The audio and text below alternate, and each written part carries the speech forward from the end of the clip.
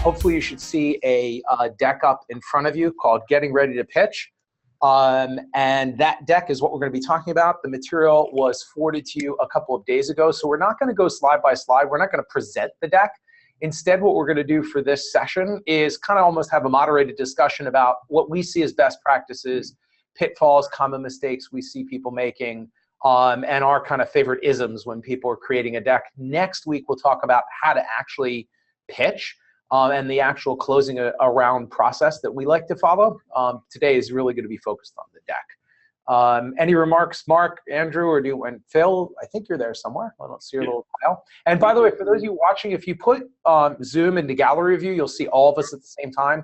Otherwise, it's going to flip, who the current speaker is, whatever you'd like. And we're going to give you the opportunity. If people have questions as we're going through, you can use the Zoom raise your hand functionality.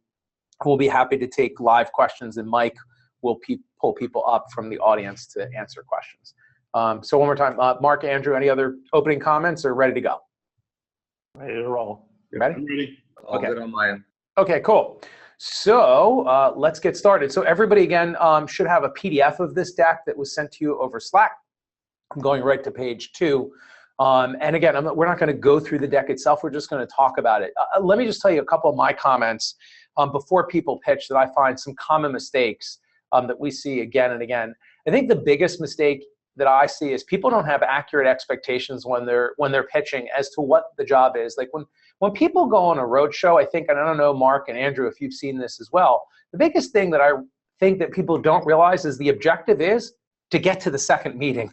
Is not to get a no, but whet their appetite, get them interested, and get to that next meeting. Do you guys have similar experiences, or your thoughts on people, their expectations when they're pitching and putting together a deck? I was going to say, the same way we talked about it with the one pager. The whole purpose of the one pager is to get to the meeting. The pitch is a slightly more formal version of it, and it's really all just getting to the next stage. Because whether you're on stage for 5 minutes pitching formally, or even just in a small room talking to maybe one of the mid-level guys at a VC, your goal is to continue whetting their appetite so that they keep moving along and go deeper and deeper with you. It never just happens all at once. Okay. Cool. Yeah, I would say the same thing. And you kind of lay it out in the deck, so I guess we'll talk about it. But the idea, if you think of it as, all I'm trying to do here is make people understand that this is a big problem. This is a problem, and it's a big problem that's worth being concerned about. And I have the capabilities and resources and experience and whatever to make it happen. And as you said, it's just really get your appetite whetted enough. It's like, okay, this sounds compelling. Now I want to dig in and hear more. Okay, cool. Let's get rolling. We're just going to keep going through as we go through. So just going to do slide by slide and just kind of give you comments and highlights. The first is about making a first impression, a great first impression. The things that I see a lot, and we'll let others go first on a couple of the slides. First of all, I see that a lot of people don't have their contact information on a deck, depending on how you're forwarding around a deck, or if you're just even presenting to a VC meeting, just common things, email address, phone number. It shocks me how many times nobody puts on their deck how to reach them. The other thing that I like to see, and Andrew, I don't know if you want to take this one, the idea of, and I can if you like, getting the audience's attention. I find a lot of times people don't get people attached. Do you want to comment on that? I can. I'm sure any of us can. Sure, I'll jump in, and then you'll give some other people airtime as well. So there's a couple of things. There are a couple of examples in the deck about good leading slides. One of my pet peeves is when they just have like the company logo and contact info, or not even that. Sometimes the first slide in your pitch deck will be on screen the longest, as people are changing over. So it's really, really important to have something on that screen that gets people thinking properly about what you do, your tagline, or at least enough so that they know, oh, okay, now I know it's coming, and they can start thinking about it, anticipating it, and hopefully really, really love the idea. In less stylized settings than a formal pitch where you're going one after the other, sometimes you're going to have to do something to get the audience jazzed. For instance, at South by, Steve was kind enough to give me the 9 a.m. Monday slot for one of the panels. And I knew people were coming in there and their energy level was low. And at one point, I'm just looking around the room and I said, who wants to win $20? Right? Like that perked them up. And I said, okay, what's missing here? they started asking questions. It turned out what was missing was the panel. It was supposed to be a panel. We switched it to a one-person show. It doesn't matter what the detail was. The idea was like that got people suddenly leaning forward and engaging. So if you're in that kind of situation, think about your opening. You almost think of it like a comic thinks about getting on stage, getting people starting to laugh. That's the hardest part. And Andrew, I would add to that. Usually when you make these pitches, you remember that your audience remembers for sure the very first thing you say. They remember your intro, and they for sure remember the last thing you say. So make sure that both of those statements really capture the reason you're there and what you want them to take away. Well, the other piece is, just to go even one step further, and this is really more for if you're in a pitch situation as opposed to a one-on-one meeting. But if you're in a pitch situation, you only have 5 or 6 minutes, and you're one of 10 or 15 pitches. The chances are if you don't really grab their interest in the first 20, 30 seconds, they're back on email and not paying attention and waiting for the next one to start and see if the first 30 seconds of the next one grabs their attention. So that first 20, 30 seconds is critical important to get them engaged. Yep, would agree with all of that. And I think what we're really trying to set companies up for here, when you say, pitching and the next one and the next one, I think with these decks and what we're trying to get everybody set up on is an investor roadshow happens next month. You're going to have 20 to 25 minutes with a VC. Are you using a deck? Most companies use a deck. Sometimes they'll do it without a deck. If you really know your material, it's just one great story. You can do it without a deck, but usually the deck is the strongest way. So we want to make sure you have that kind of 20-minute piece ready to go, and most importantly, that you capture their attention. So again, it talks about here a surprising fact, ask a question.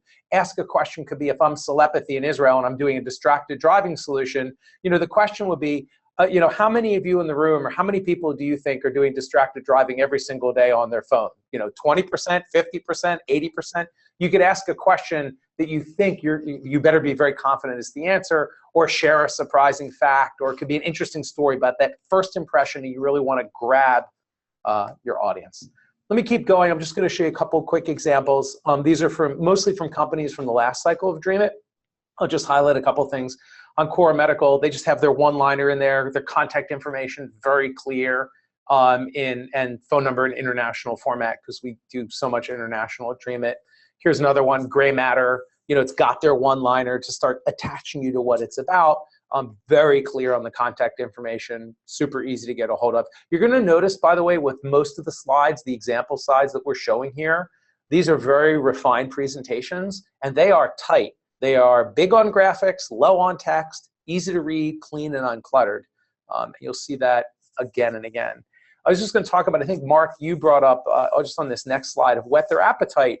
Really, that's what you're doing, right? We talked about that, right? You're trying to get to the next meeting.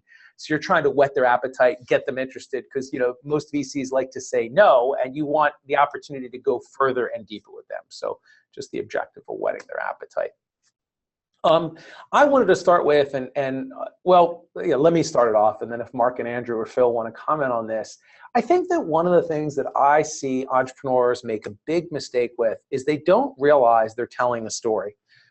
They really don't get that, and they don't conceptualize it and think about, you're telling a story. It's got a beginning, it's got an end, it's chapter 1, chapter 10, and it's a story that's got to be cohesive and stay together.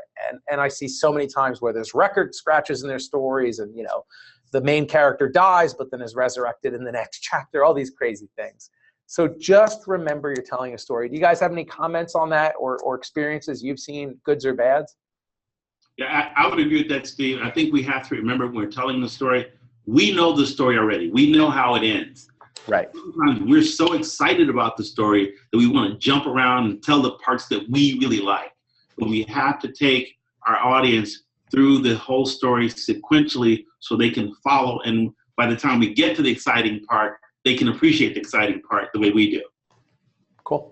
Yeah, so I'm just going to jump in and say also, in your formal pitch, you control the storyline. When you actually sit down on the roadshow and you're in front of the investors, it's kind of like a choose your own adventure from their perspective. They want to ask when they want to ask it. Right. You almost have to think of each segment, each slide as a self-contained unit. At the moment you see that, you're almost on autopilot. You know what goes there. and you know exactly where it is. So if the VC wants to jump right to market size, and that's slide 6, you got to be able to get there immediately, even talking ahead of the slide while your hands are moving on their own to get that slide up. Okay. Can I ask you, Andrew, it's a great point you bring up, and I think it's a style idea, and I think you and I do the same thing when I'm pitching, and that, when I've pitched, and that is, you've got a 10 or 15 slide deck, and they're asking you a market slide, and it's on slide 6 to 10, and you're on slide 2. Do you say, I'll get to that later, wait, especially on a West Coast VC that's just going to be peppering with questions, or do you just take it right there on the fly, and like you said, they're calling which way the story is getting told? Which do you like? It's kind of a fielder's choice. At some point, you don't want to look like you are incapable of adjusting, right? Because they're also looking for that. They want to know, can you think on the fly? On the other hand, you may have a very valid reason for doing it in a certain order because the market won't make sense until you go through it. So usually I err on the side of, giving the people what they want. But occasionally I'll say, you know what, I'm actually getting to that in 3 slides, but it's important that I tell you this first. Is that okay? And I never say, no, I need to know this right now. Okay. Mark, any experiences, or Phil, any experiences with, are you telling it in the order, jumping around if they ask you to jump around? Well, yeah, I pretty much agree with what Andrew said. I think that if it's, my usual, rule of thumb is, I guess if it's something that, if you were left on your own, you would be getting to, in 2 minutes, I might err on the side of, hey, that's a great question. Let me just give me 1 second, and I'm just about to get to that. Say if it's something that is, you said you're jumping, you're talking about the problem, the market side, and they're like, oh, tell me about the team, then, or something that's completely not in the flow. Yeah, then I think you kind of have to read the room, but sometimes it's you may have to jump around as they kind of ask you to. Okay. But like anything else, I think you have to go in there. When you go in there, you really want to be thinking about what are kind of the three key points that I want to make sure no matter what, these are covered. And so if you start drifting off into Wonderland or into places where you don't think are really the important things, you just have to figure out a way to pivot. It's like when you're pitching a reporter and they're kind of asking questions that are kind of you don't think are the things you want covered. You have to figure out how to pivot the story, back into the things that you think are really the compelling parts. Okay. Yeah, you got to be firm but smooth about that. Okay.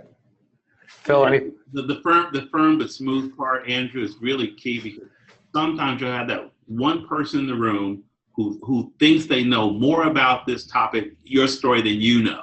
And they want to push the whole discussion to a point they want, at the speed they want, what they want. And you have to be very smooth about getting this person to slow down and follow the flow with the rest of the room. But it's a skill, and you have to do it. Yep, I would agree. And it takes practice. It's why it's why we do what we do at Dream It. When we start going through the pitches, we want you to have a lot of practice with us. So when you're out there for the first time for real, and many of you already have pitched, but you're very warmed up for it. So, okay, let's keep going from tell a story. I just wanted to think about your story, about your business, your go-to-market strategy, all of it. It's like a book you can't put down. It's a movie you can't take yourself away from. How are you telling a story about your business to an investor, putting together a deck that's written like a story that builds that way, and hopefully doesn't have too much drama, but it has a great happy ending. But just think of it like a story. Stephen, I can just add one other thing. One other thing I say, that can happen, and it'll depend on the investors. Some investors have their own ways, that they're thinking about deals. For them, for a lot of them, team is going to be obviously super important. Right. It's to the point where some investors will be like, before you even get into anything, tell me about yourself. So, if they give you that, you probably don't want to say, well, my team slides at the end, let me tell you the whole story, then I'll tell you about that. So, or some people are very demo focused. They might be like, well, can I see the product? Right. And, it's not, I don't think it's appropriate to say, well, in 15 minutes, let me get through the whole deck and then I'll give you a demo. Right. So, you have to understand that different investors are looking for different things, and they may want to just cut to the chase. So you just have to be ready for that. And by the way, at some points I've gone into pitches, I have not actually even opened my laptop. It's just started as a conversation. Yep. I said, oh, tell me about this, tell me about that. And then 30 minutes later, you're done. You haven't even opened up the laptop. And that's fine if you get the next meeting. Right, exactly. Exactly. Okay, cool. Let's keep going. So we talked about tell a story. Kind of the three core things that I always talk about, and I think a number of us, when putting a deck together, you need to tell your story, you need to explain your vision, your big, hairy, audacious goal, and show evidence of why it works is critical in your deck. This is all just about a BHAG. I just want to say that a lot of times, my comment about this slide on the vision is, I've seen a lot of entrepreneurs, they're out pitching for a seed or a Series A, and the vision just isn't really big enough. They're kind of talking about where they are today, but usually I find early stage investors are looking to they're making bets, and they want to make bets on really big opportunities, and they see a lot of opportunities. So I think it's really important to share a big vision, and you need to be able to put some points along the line that are going to show how you're going to achieve that vision. But I think it's important that you show that. Again, I don't know if you guys have any comments. Whoops, sorry about that. Back on, showing a vision, big, hairy, audacious goal. Any thoughts, comments?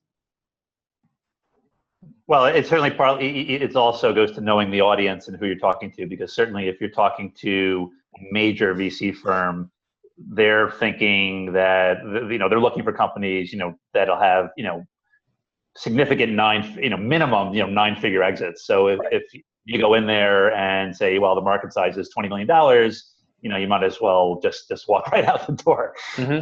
But on the flip side, if you're meeting with a micro VC or an angel, they may not have that same expectation. So it is going to differ depending on the audience. But certainly for the big time VCs, you're talking, they're looking for serious, again, multi in the 9-figure, multi-$100 million things at the minimum. Okay. And Steve, one thing I would add to that, in terms of placement, where you share your big, hairy, audacious goal, you want to make sure that your audience is with you, so that by the time you present this big, hairy, audacious goal, they understand and they can buy into it. Sure. If that's the first thing out of your mouth, they're disconnected. They're thinking, what are they possibly talking about? Right. You want to position the presentation of your big, hairy, audacious goal at a point in your presentation where your audience is with you, can understand it and grasp it. Right. Agree. Yeah. And again, it's all storytelling, right? It's like when you see a movie and it's a flashback. They start at the beginning and go backwards. I mean, I've done it where, if I should look at even the next slide, it's like, here's one from one of the driving companies, that was doing diagnostic driving for diagnosing if people are good drivers or bad drivers, right? And they pretty early in their deck, look, we're transforming global driving safety, and we're going to tell you how we're going to do that, right? It's a little bit of a flashback. It's giving away the ending. Here's what we're going to do. Or, another one. This was actually towards the front of a deck, this company, Graphware, in the last cycle, they were just sitting there saying, look, we're going to put this skin patch on you and detect dehydration. But that's just the beginning. Here's all of these other segments we want to go after. It just depends on how you want to tell the story, I think. Generally, you put the vision towards the end, but it depends on how you're going to weave it, how you're going to tell it. So any other comments on vision, big, hairy, audacious goal, that type of thing? Very, very quickly. Yeah. Sometimes it's a danger, there's a disconnect between the vision and your first steps. Mm-hmm. So you do have to make sure it's a story, right? So you have to make sure they understand that X is the thin end of the wedge that leads you into Y. Right. And sometimes that connection gets lost if you order it wrong, or if it's too far apart, or if it just seems too disconnected. Right. Okay, cool. All right, let's keep going. Next up, why should I believe you? That's just saying in your deck, these are still kind of starter slides. There's not a specific thing here. We're going to get into actually slide by slide, but this is just what is your evidence, right? In all of your partner meetings and meeting with managing directors, right? Everything's like, what are your assumptions? What's the logo wall going to look like? Who you've been speaking with? And we're going to see examples of this. So, what's the story? What's the big, hairy, audacious goal? And why the heck should anybody believe you? Again, an investor sees so many pitches from so many companies, and you need to stand out. And we find that these are the things that make you stand out. So I'm going to keep going if somebody has a big comment on the why I should believe you, because we're going to give examples in the deck of how you make people believers. Okay, let me keep going. All right. So I think the first thing, Andrew, do you want to take it, or do you want, instead of me always going first, state the problem? Do you want to talk about that and maybe your big things? I'll go last. So truthfully, I have no problem with you keep going. Unless you want me to. Yeah. I think it'd just be easier than us switching back and forth. Okay. That's fine. I trust you. By the way, which brings up a really good thing. Let's bring up a best practice, Andrew. We're going to talk something. We're going to go off the grid for a minute, off the deck.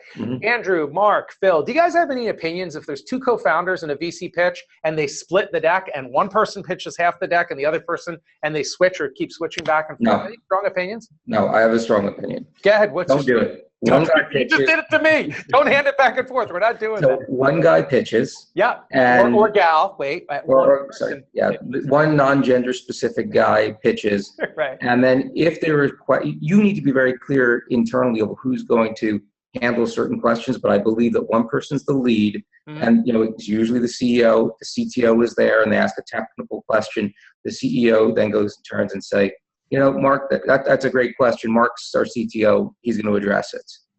Right? Cool. Otherwise, you never want to be off message, and you never want to seem like you're stepping on each other's toes. Okay. And I see a lot of people that go up there, we're going to split the presentation because we're equal, we're co-founders. That's ego. Right. That doesn't matter. What matters is getting the next meeting, and you want it to just work. And also, it's a matter of style. It doesn't matter how closely aligned you are as partners, which hopefully you are really, really aligned. It's a matter of style, and you don't want your audience to have to switch back and forth between your styles. Right. And it's too much work. Agree. Okay, so I'm going to stay consistent, but I just thought I'd use that real-time example of not shifting back and forth. Okay, so stating the problem. I can't tell you the number of times I see pitches, not dream of pitches, but I see pitches where no one starts with stating what the problem is. They go right into the solution. Really, really critical that you state the problem, that you state it in a compelling way. You kind of give a feeling for how painful it is. And if you have a personal connection to the problem, I mean, it's really important because, again, you're telling a story and you want to get your audience, the investor, to lock in.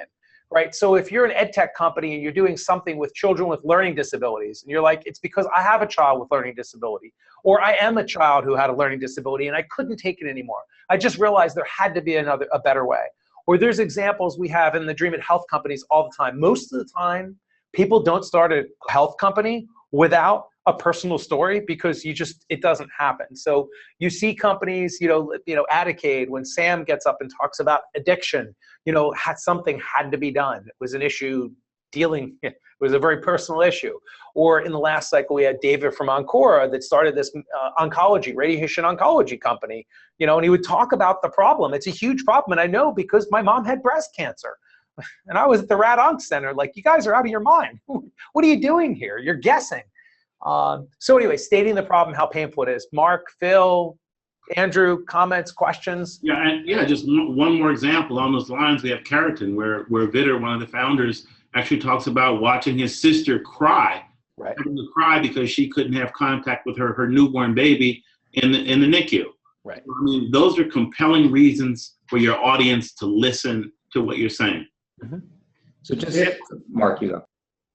Sorry, the other piece about that is I think when the reason for the business really comes out of that personal experience, there's probably another thing that investors are looking for is that there really is that passion, and that you're not just, oh, this sounds like a cool business that could be a multi-billion-dollar business, but I really don't give a crap about it. If they feel like this is something that really has personal meaning to you, and you're going to bust every wall there is and work around the clock to solve it. That means a lot, because part of what I think an investor wants to understand is why are you personally attacking this problem, and so right. a good reason for that goes a long way. Okay. So just to build on that, for that to be effective, it has to be like, that's why I am never going to quit. So I all too often I hear this kind of stylized founder genesis type intro. Well, my partner and I were having dim sum the other day and like the soup spilled on us. Okay, so that's not effective, right? Don't tell the story of how you got started in the startup just because you want to tell the story. Nobody really cares that much. But if it's something personal, right? So just to give an ed tech example, I think it was Ryan from Study Abroad said, the first time he went out to get an apartment for his study abroad, like first he went to the neighborhood, wasn't the neighborhood he thought it was, the apartment didn't look like it. Day one, he was mugged, right? Wow. So Ryan, I hope that's true. If not, maybe we make that up. But those are not life and death, but those are relevant examples. But if it's just I was at a restaurant, I had a bad experience, I thought I wanted to rant about it. Try a different hook. Okay.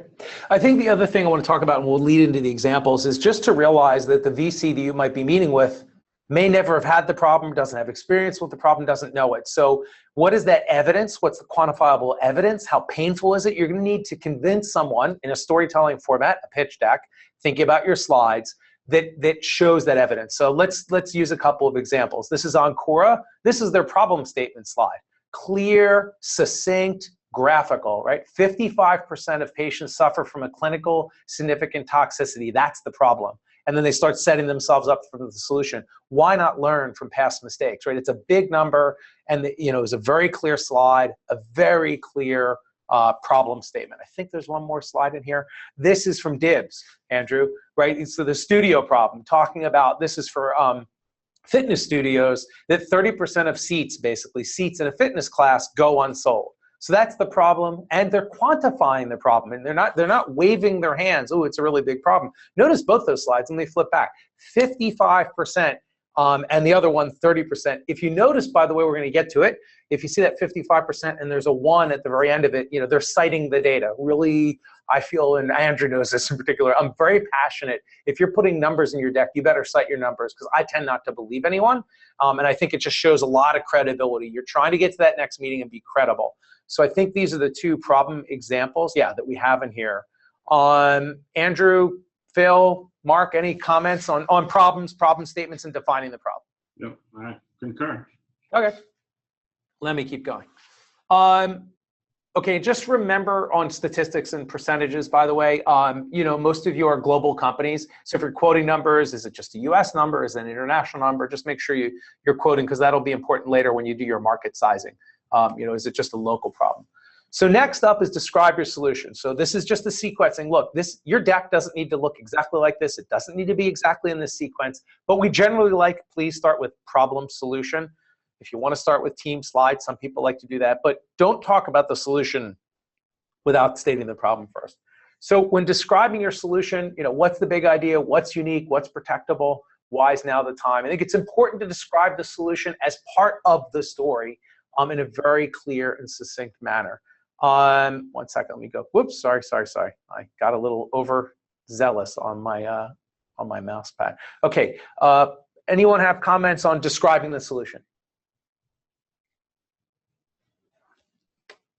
I have to flip my screen so I can see if people are nodding or not. Okay. If nobody has any comments, I just want to walk through, or Munch, and I think Mark, you talked about how, is it time to show a demo? Absolutely, you can show a demo. If you're going to do that, be really succinct. Make sure it's a use case driven demo. Don't just say this is how I create a user and delete a user. Make it use case if you want to show the solution that way. If you're going to talk through the solution, make sure it's a very logical pattern to start talking about your solution and how it addresses a specific problem. Sometimes, almost 30 to 40% of the time, I'll see somebody set up a deck with the problem, and then they start talking about the solution, and I'll go, excuse me, I have a question. The solution you're talking about doesn't actually address the problem. You talked about a version of the problem, but that solution, sorry, you flew past each other. You didn't go like this, you went right past each other. So we'll watch out for that when you're looking at your decks, but I want you all to think critically and really, really hard about your problem solution setup. Any comments? Actually, we had a situation like that in a partner meeting yesterday, Steve. Okay. We went through with. And you're not going to disclose your meeting schedule? No, that's but we actually, the team actually listed their problems, 3 problems in their problem statement, and their 3 solutions did not specifically address the 3 bullets just above them. So what'd you do? Did you fix the solution, change the problem? What'd you do? The problem's a problem, so we had to rephrase how the solutions were stated. Okay, great. Okay, cool. Hey, I'm going to have one point here. So we mentioned demos. When you're live on stage, I am. Well, remember, this is mostly a VC roadshow, right? Exactly. So here's the difference, right? In a VC roadshow, in a roadshow, when you're in a meeting, you almost definitely want to do a live demo. Let them touch it, let them play with it. When you're on stage and you're not sure about the internet connection or anything else that might happen, I'm a much bigger fan of screenshots or a very short a video that runs in the background while you talk to it. Right. While I'm at it, I hate when they just play a video and they sit back with their hands folded. If you're going to show a video in the background, you narrate it if you're on stage. Got it. Good point. Good point. There was one last thing I was going to say. I think Mark or Andrew, one of you brought it up, that VCs will have their own style. I have seen where they don't want to see a deck, they want to see product. They're product people, they're former product managers that are now VC that had a lot of success. They're like, show me the product. I care about nothing else. It better be compelling. So, and again, I'm a big believer. I want to just concur, I think, with everybody else that's on today.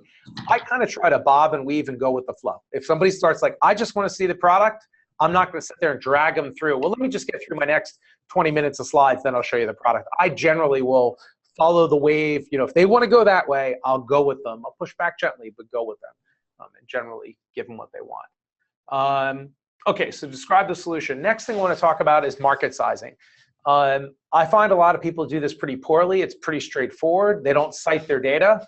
By the way, the market sizing for your particular problem market that your problem solution setup, how do you know what it is? And again, citing your data. We have a couple examples coming up. Let me go through the examples and then I'll ask for comments from everybody else. So the examples in here. Here's a market size. Again, I just grabbed stuff from Encore.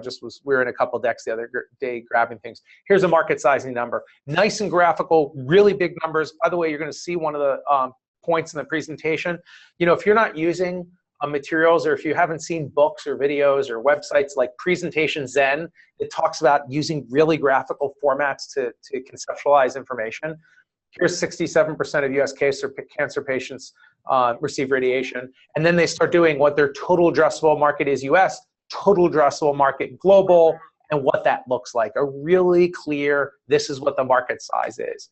Next one, this is for gray matter technologies. It's a smart mouth guard for football players, showing a very graphical way. There's lots of ways to show your market size, but very clear, data cited, graphical, it's a little crowded, but a relatively clean layout, so you get a feel for what is the market size. Generally, a VC wants to see a really big market.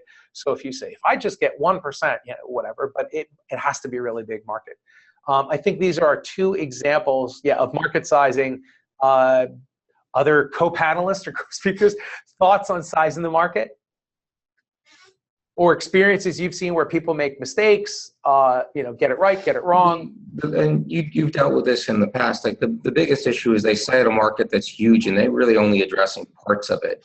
Yep. So, the one that comes to mind off the top of my head was, it had to do with different types of reducing duplicative. Actually, this is Elliot's example. He was talking about how he could cut down on the number of duplicative CAT scans, I believe, based on accessing prior scans. But when you really drill down into the market, it wasn't all the CAT scans done in the US in a year. It was really only the segment where you had one CAT scan that was less than 6 months away from the one they had done previously.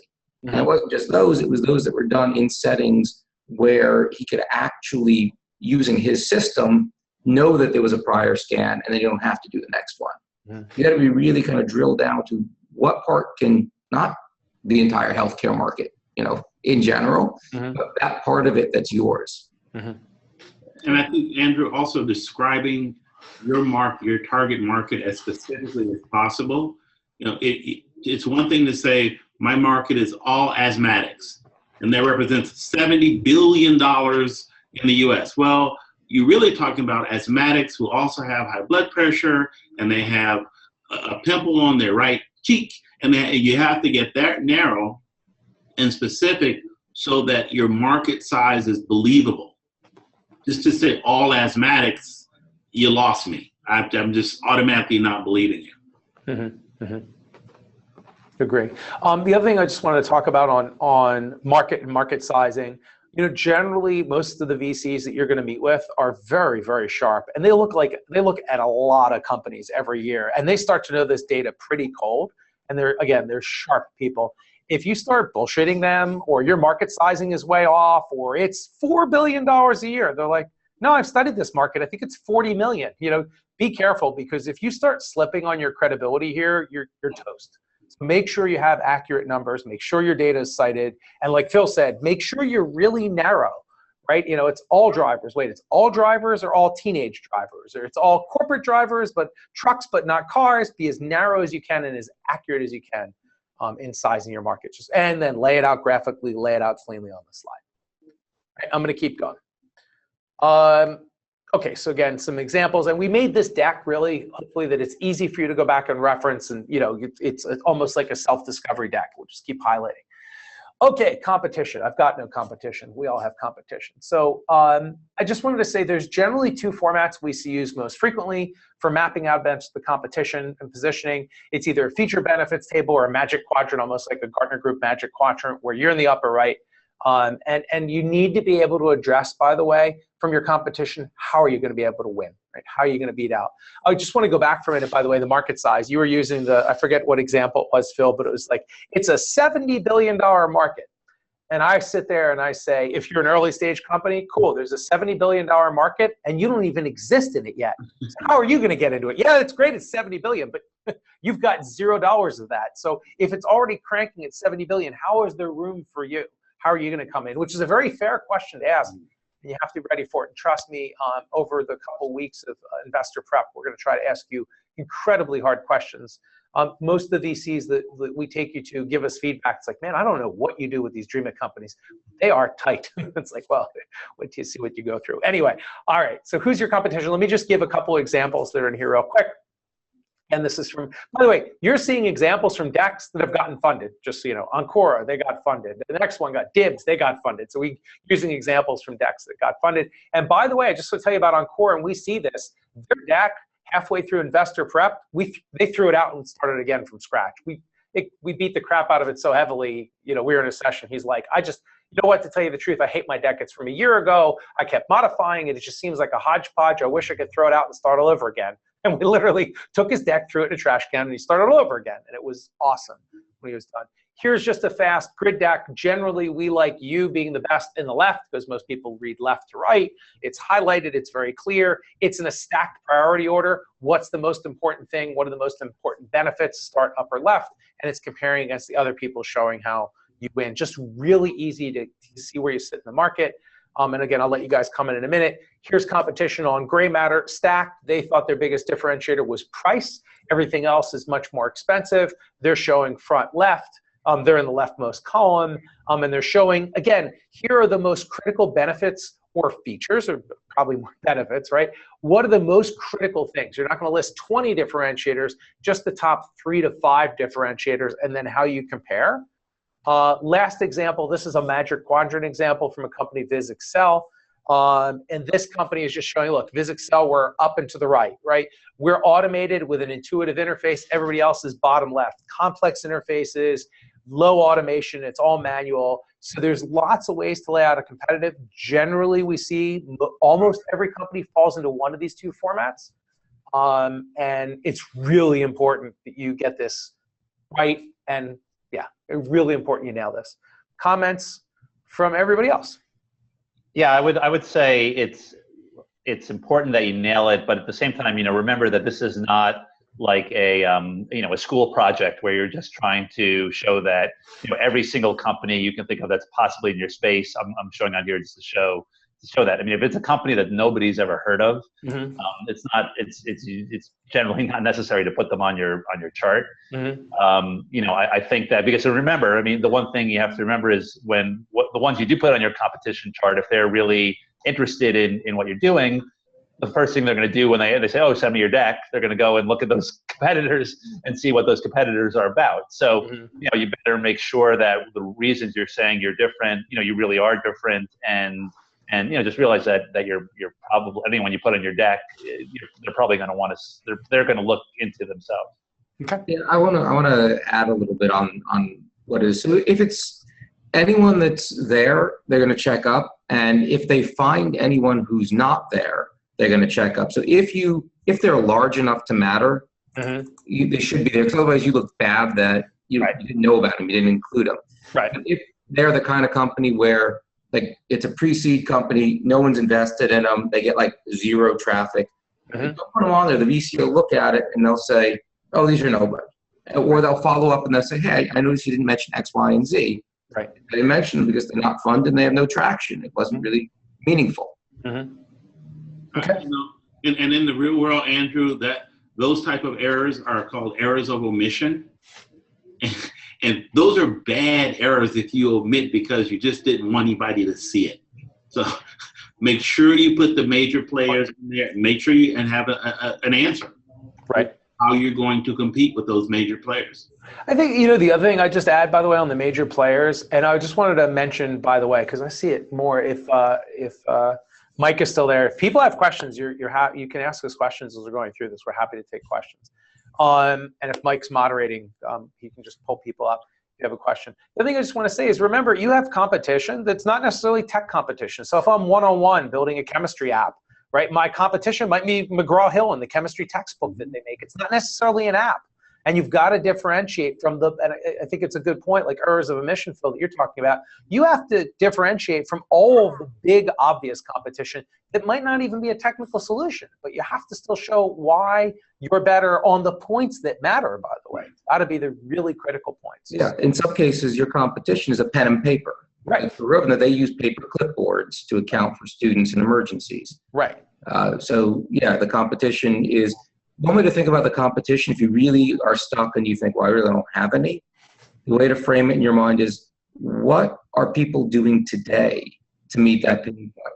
Odds are they're not just sitting on their butts twiddling their thumbs. They're doing something, however inadequate. Right. Okay, let's keep going. Actually, Steve, I want to butt in for a second. Deepak Solomon had a question regarding market size.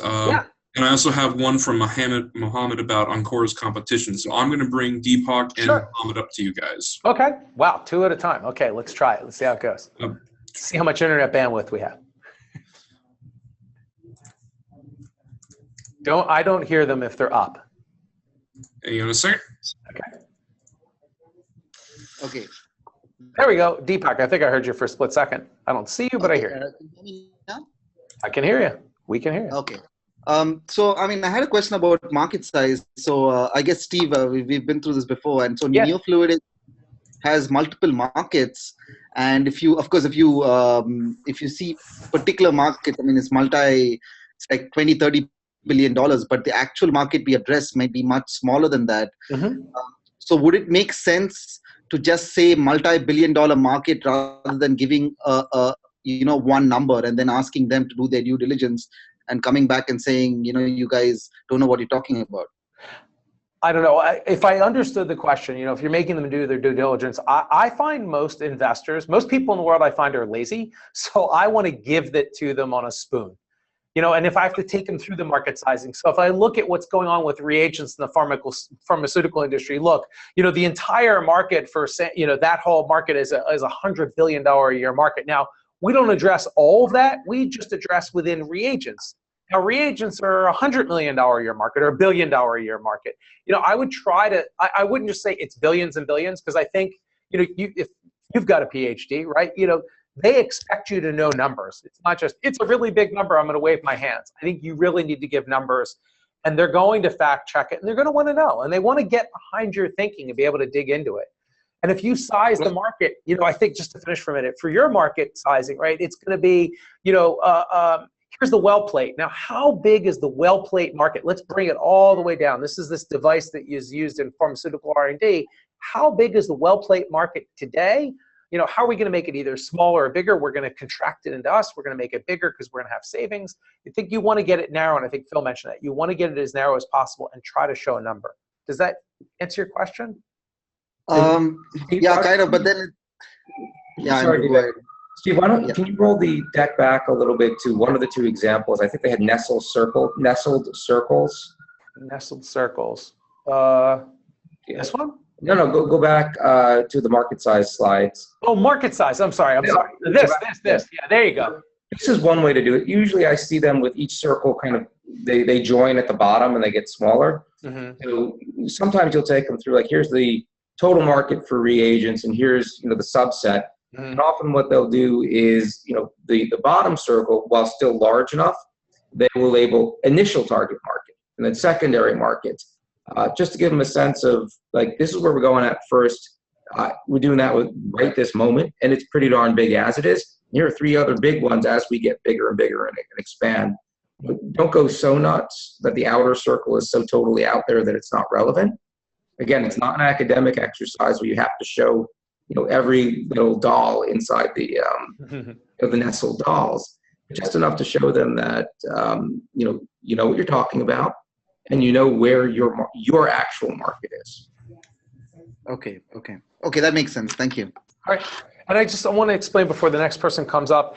I find a lot of times, I do this. We did this to you guys when we were interviewing all of you for Dream It. Sometimes I'll ask a question about things like this because I just want to see how you think. And I want to see how you answer the question. And it's really important, sometimes you'll just be asked a question because they want to see how you decompose the problem space, the market size, whatever. So just be ready to walk through it. I forget, Mike, who the other question was from. All right. Next up is Mohammed, and then after that we have Vitter queued up. Okay. What's up, Mohammed? Hey, Steve. I guess the main question I had was on Cora's slide. He didn't list specific companies. I just wanted to know if there was any reasoning behind that or not. He grouped in the competitors slide. Yeah. For the competitors. Let me just try. Whoops. Whoa, I went way too fast. Hold on. Let me just see. Yeah, I guess it was just slide 20. Yeah, I'm on it now. I just pulled it up. Yeah, I think he just there were many of them, and he was so differentiated. He just said, look, if you look at all of the oncology informatics startups, they're good on this, but they're missing that because I think there were too many in each space. So he just decided to lump them together. Right? If there was one that was a close competitor that were 2 out of 3, he could have put individual, but he just lumped them. Okay, all right. I just thought there was some particular reason, like maybe you don't want to show. Okay. Well, I think what he was also trying to do is set himself apart. Look, if you look at oncology informatics startups, right? There's 50 of them, right? And in radiation therapy vendors, there's 10 big ones, and in medical physics startups, there's another 50. So I'm not going to do all of them. Let me just talk to you in groups. How do we differentiate versus the competition? They're all like a point. We're all of it. So I think that's how he's trying to lay out his competition. And then I'm sure he got taken to the mat, though, but let's get specific. Like, what about a specific radiation oncology thing? But this is how he chose to present it. And it worked well for him. Okay. All right. Mohammed, I think it's a good question. It is a great question. If you present something like this, be prepared to show the detail when asked, because you'll probably be asked. Yep. Yeah, that's what the appendix is for. Yeah, it's the parking lot with extra slides. Well, yeah, and the other thing is, if there are specific companies that are always every meeting within 5 minutes, someone says, "Well, what about X?" Mm-hmm. You're better off just getting ahead of the question and first showing that I recognize that you're probably thinking we're like X, but let me tell you why we're not like X. So I don't know this space well enough with Ancora, but I suspect there wasn't some one giant competitor that everybody asks about in his situation. Maybe there were a lot of little ones, and so that's why maybe it wasn't appropriate here. But certainly, if there is one that you want to hit right on the head, hit it right on the head rather than having them have to bring it up. Mm-hmm. So, do you want to show like the acquisition value of the other competitors, or leave that out? So, do you want to show the monetary value of what those competitors were acquired for, or how do you go about that on this particular slide? Okay, so you're going to get, I bet you, very varied opinions. I'll tell you mine first. I generally don't do that because most venture capitalists would say they're looking for a mission-driven entrepreneur, not a mercenary. They're looking for somebody who's trying to build a business, not instantly exit. And if you start showing me that, I'm going to think, he's building this business just to flip it. I want him building a business and focused on that. So I generally don't do that. They could ask, it was exited or somebody acquired it, but I don't put it in there. Mark, Andrew, Phil, you guys might have very different opinions than me. I have actually a similar opinion. I generally don't, find that a little off-putting sometimes, particularly, when you're comparing, your first-time entrepreneur who's never done anything and you're comparing yourself to Pixar, that was started by Steve Jobs and has, 30 years of experience, 20 years of experience. It's there's a lot of things that are different. So, to me, it's not a necessary thing in DEC. I mean, you could, if it comes up in the conversation, you certainly want to know that information. There's no question you want to know about it because, some VCs may ask about, well, what has been the outcome of other companies in the space, but I wouldn't have it as a default slide. Okay. So this used to be a lot more fashionable to have the exit slide, like 5 years ago, plus or minus, and it's very much fallen out of favor. The only situation under which I would want to address it is if you were in a market where the natural response is going to be, well, there's no real acquirers here. Like, who would buy a company like yours? So if it's going to become an objection, you want to meet it head on. But if it's like fairly obvious, if any guy off the top of their head can come up with 3, 4, 5 big buyers, then just leave it out. Okay. Okay. I just want to be careful on time. By the way, it's 2:50 Eastern. Mark's going to drop off at 3 o'clock Eastern. Everybody else is going to stay on. We're going to, from Dream It, stay on until 3:30 Eastern, maybe longer if we have to. But I think Vitter, was there a question from Vitter, Mike, if he's still there? Oh, hey Steve, can you hear me? Yeah, I can. All right, okay, quick introduction. I'm Vidar from Keratin. We are automating pump press milk management. The problem is our story, so going back to the story slides, our story is running too long. And this is a problem I'm facing often in the investor office hours, which are great, by the way. So in 20 minutes, I need to present 2 things, that we are automating the nurse flow at the neonatal ICU, and then we are bringing the photo sharing between the nurses and the moms. Mm-hmm. I'm unable to do so in spite of speaking 100 words per minute. So what do I do? Yeah, my advice would be you just have to think Twitter, right? How do you trim down the story? I saw the other day with our son, he couldn't wait. I don't know how many of you have seen the new Captain America Civil War. There is a 60-word description of Captain America Civil War. That's a Twitter description. It's the 2 sides divide up and fight. For your story, you've got to be able to trim it down. The story is, it's these nurses are spending in a NICU an enormous amount of time bartending, and we saw it as a personal thing, and we're putting an end to that. And that's not a great version of your story. You've got to be able to trim it down. It's got to be 30 or 60 seconds that you can really compartmentalize it. And I'll add to that, Vidar, because obviously I know your story. But as you trim it down, I don't think you should leave out the personal component of your story. Right. Because that part is extremely compelling and may be a good lead-in to the nurse. So in addition to the pain that I felt as a family member, the nurses also feel pain. They feel it like this. And that might be a really good way to do it and get it all in there, but don't leave out your personal connection to this story. Right. So just a couple of things to add here. Sometimes visuals help, right? The photo of a really hectic environment. This is what it looks like when a NICU nurse has to bring milk to 20 babies at a time. Yeah. And the other thing I'm going to suggest is sometimes if you have customers, you can ask them, how would you describe our business? And that is, by the way, eye-opening sometimes. And it'll help you on a number of fronts. One, they're probably going to be briefer than you, believe it or not. Mm-hmm. And 2, if you have anything that has to do with search engine, whether it's content that you're going to generate or search engine marketing, knowing how they describe you is gold for that side benefit. Yeah, so the other thing I just want to mention very quickly is, remember, this entire deck is the story. If you're talking about if I'm getting stuck on the problem statement and I'm spending 20 minutes describing the problem, yeah, that's a problem. Right? So each section needs to build, but the entire story is the deck, which is going to be about 20 or 30 minutes. And then you need, the 5-minute version of it as well. But you don't, and we see this sometimes, like it's enough with the problem. Or if you're a health company or if you're an ed tech company and you're an ed tech company that's pitching to an ed tech investor and you want to spend 5 minutes talking about the size of how big the problem is, it's like, look, everybody knows those numbers. You don't have to spend a lot of time on it. So you have to also adjust to your audience, I think would be the other thing. Okay. Got it. Thank you. Okay, we're going to keep going. I want to be careful on time. Steve, you want to push questions for a little bit? Because I have 2 more people queued up, or would you rather wait? Let us keep going. For those people that are queued up, just hang in there. We'll do a couple more slides and see if we happen to hit it. And if not, we'll come back and hit your thing. So let's keep going if you guys don't mind. And then I promise we'll come back for questions. Okay, so where were we? We were talking about, let me get my mind back into it. We were talking about the competition. Again, we're kind of going, what are the key slides that you have in your deck?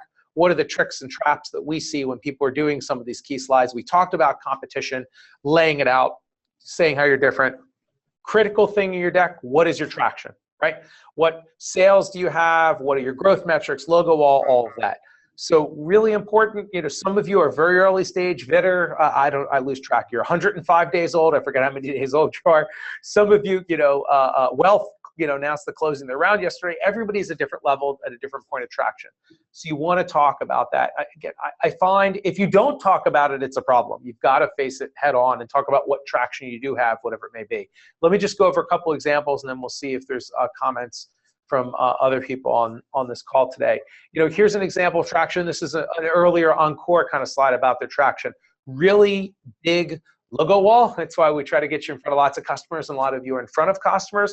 So they're talking about a research collaboration, a paid pilot, strategic partners. They were going out for a large seed round is what they were doing with this, showing traction this way, right? Another example, notice, by the way, most of the slides a little bit cluttered. Notice these slides are very open, big graphics, big logos, right? Here's paying customers.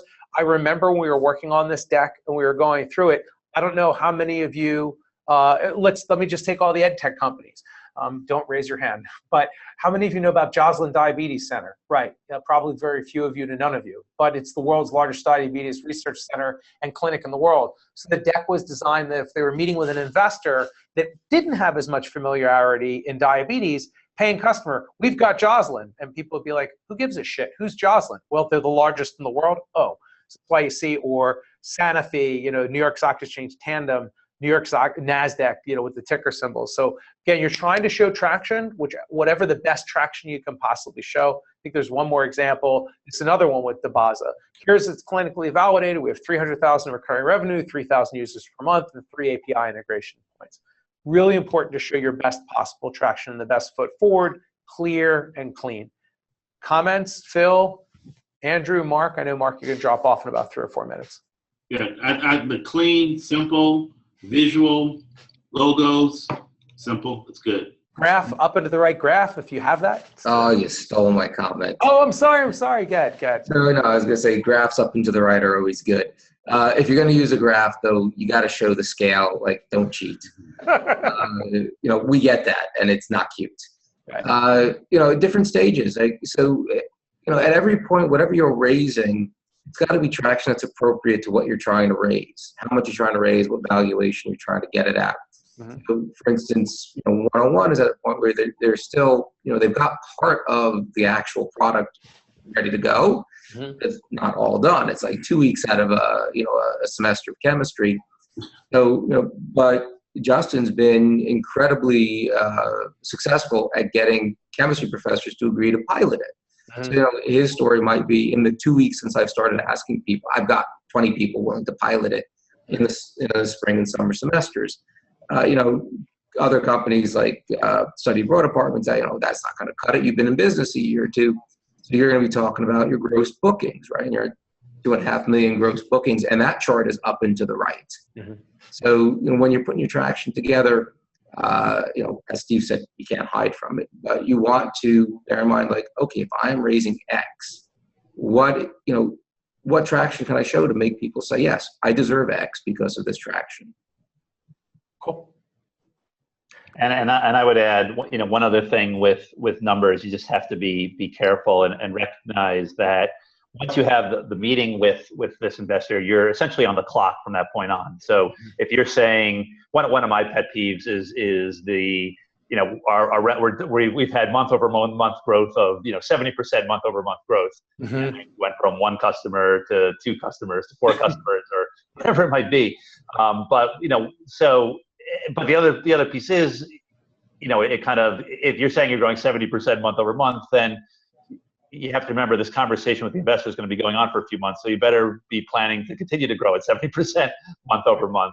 And obviously 70% month over month gets harder and harder as every month passes. So just be careful about just, throwing out numbers that sound really cool, but if someone actually calls you, because you might actually get called on. Okay. The one other thing I wanted to add, a trick I learned years ago for a company I had, was remember that you can do scale compression. So if you're showing metrics on a graph, I had one, we were doing something with vacation rentals, and there's some seasonality in vacation rentals where you have higher bookings, lower bookings, this and that. And somebody looked at my presentation and my deck, This was years ago, and it was a great trick I learned. And like, you see a dip in a couple months. You never want to see, like, you went up and to the right, and it dipped. And the person said to me, do me a favor, Steve, if you go from a monthly scaling to quarterly scaling, can I see it? And quarterly was just a beautiful up and to the right. But if you looked at monthly, it was all bumpy. So sometimes, and a lot of good investors will kind of a little bit know that trick. But you know, if they want to break it down, but if your numbers, like if you're trying to show daily downloads for 101 or daily downloads for Advocate, and it kind of goes up and down, like look at it weekly, look at it monthly. Try to get the scale that hopefully presents your data in the best possible way. Again, I think, Andrew, you kind of commented on this, and then Mark, I know you want to say something. Be careful not to bullshit a bullshitter, because you'll get called on it. You know, if you start down that slippery slope, it's not a pretty place. You can kind of try to massage it and make it look the best thing possible. I unfortunately am going to have to jump. Okay. So thank you all. But if anyone else, if I can help, obviously anyone with specific questions, you know where to find me. Okay. Thanks for joining us, Mark. No problem. Bye. Mike, I'm going to do a couple more slides, and then we will come back for questions. Can I say something here? So yeah, on the don't bullshit a bullshitter. Yeah. You know, that goes back to Mark's comments about like the percentage. We got that one. We figured it out. Give us absolute numbers. I'm going to take it one step further. Don't ever lie. You will be caught. Right. There's one company that was in my first cycle, and it still pains me to think of them. They were perhaps one of the most promising companies I've ever seen. Guy got caught on something, lied about it. It was totally irrelevant. He killed his round. I remember that. That was sad. Yes, it's sad. I'm going to move on, but okay. You will get caught. If there's anything they come up to you, and if there's a mistake, right, own up to it, right? Say, oh, I'm sorry, that's a mistake. Let me look into that and get it back to you. I do a build on one other thing, Andrew, and then Rich will take a question from you. The other thing I just wanted to comment on is, you know, you don't have to know every single question, right? So just, it's the classic consulting thing. If they ask you a question saying, well, the competition, what are they charging per seat license? You know, that's a great idea. I have no idea. We'll find out and I'll get back to you. So don't lie. And if you don't know the answer, you can say, great question, can I get back to you? And then get back to them. But don't bullshit a bullshitter. Yeah, and Steve, just for me, I made this comment actually in a couple of partner meetings. Yeah. You have to be prepared to answer the questions you have the answers to, to respond to the ones you don't have the answer to. Okay. And your response has to be credible. It has to be valid, meaning don't bullshit, don't lie. Right. A response that shows that, you know, you're diligent enough to get back to them with the correct answer. Okay. By the way, if it's something that you know you can get to the answer to, but you just didn't have it, and you're thinking like, fuck, I should really know that. Guy that's not in the room knows the answer. Yeah. My CMO knows that. Let me get that right back to you after the meeting. Can you pitch a VC? Wait, can I call a friend?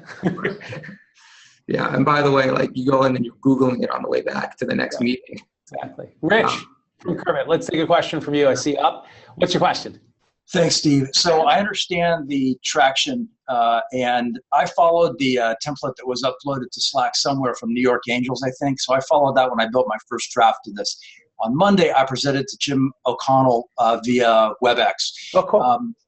He's tracking with everything, but my tombstones that show all my traction are at slide 18. Okay. I wondered about slide 10. He's like, what's going on here? You guys have been in business for a while. What kind of traction do you have? And I said, well, let me just flip to that. Yep. I bring it up. He loses his mind. He's like, you have 6 outstanding tombstones here with logos I recognize. This has to be slide 2 or 3.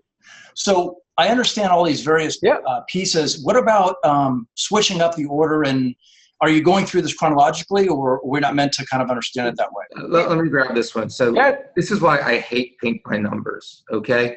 The order of the story depends on what makes you awesome. Exactly. You have a good story in general. Let me give you an extreme example. There was a company that I was meeting with because someone I respected made me. It was a shop to look. You know, it's like, here's a picture and you can buy like anything this model's wearing.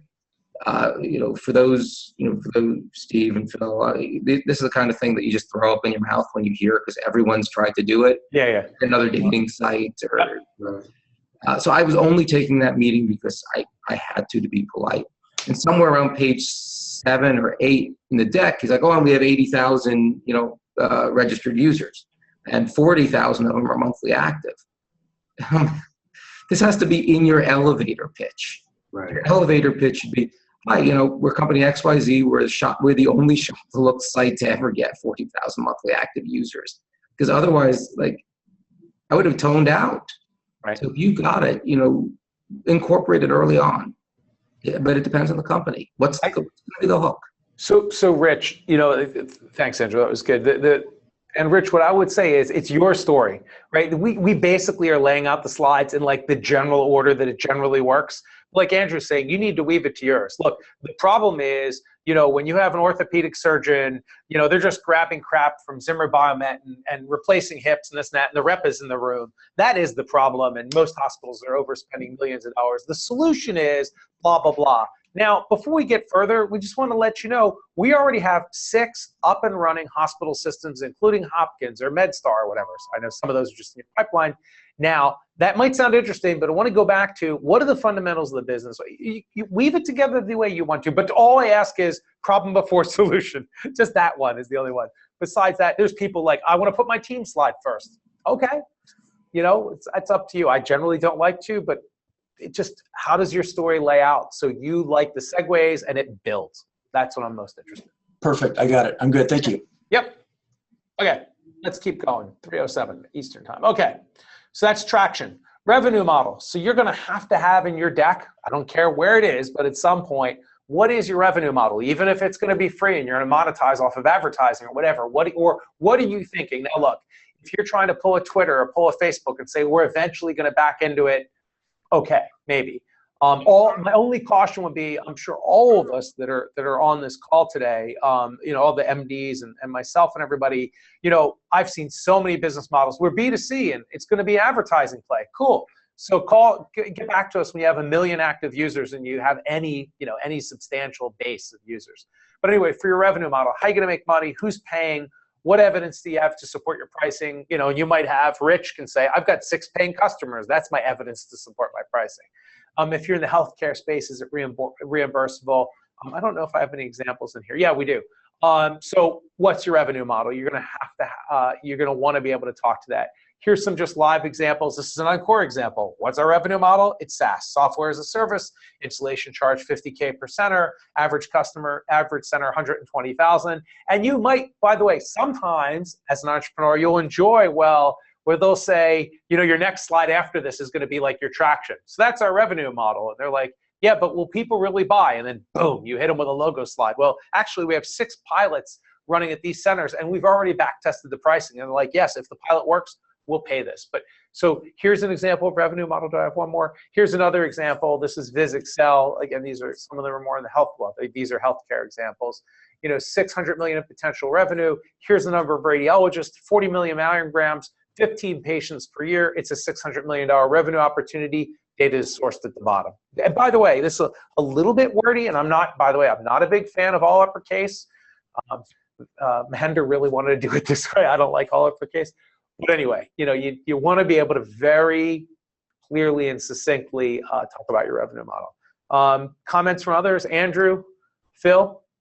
Yeah, I would just, on this slide, I would remind everybody, the slide with the baby. Yeah, there we go. Just remember that sometimes the individual or the entity that actually makes the purchase is only part of the decision-making component. Sometimes the payer is not the user, and vice versa. So in your revenue model, I think you should at least reference the fact that throughout this entire pitch, I've been talking about the user. But the reality is that that user is not the person that writes the check. So I think it's important to address so you connect the two. Okay, cool. Yep, you got it. I got nothing to add. I'm not going to just take up airtime just to repeat that. Okay, cool. Let's keep going. So that's revenue model. Next slide. And these are some slides, by the way, we just consistently see missing in the beginning. Revenue model, pricing, go-to-market strategy, right? What is your go-to-market strategy? If you look at this, it's like playing on a war board, right? How are you going to reach your customers? What's your marketing plan? Raf at Sterling, you have a certain plan. Everybody, it's very interesting models.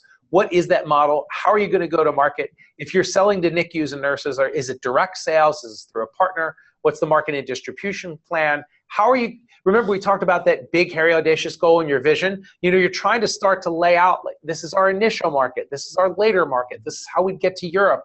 You start to lay out what that go-to-market strategy is. You do not, in my mind, you do not need to have your 3 years of go-to-market strategy. It's too early for you. Just that initial go-to-market strategy. And again, expect a VC is going to ask you to unpack that. They're going to start probing around to that to understand your thinking. It's really, really important.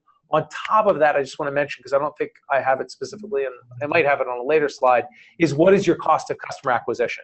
Right? Does it cost you $300 to get a customer, but you're selling your product for $100?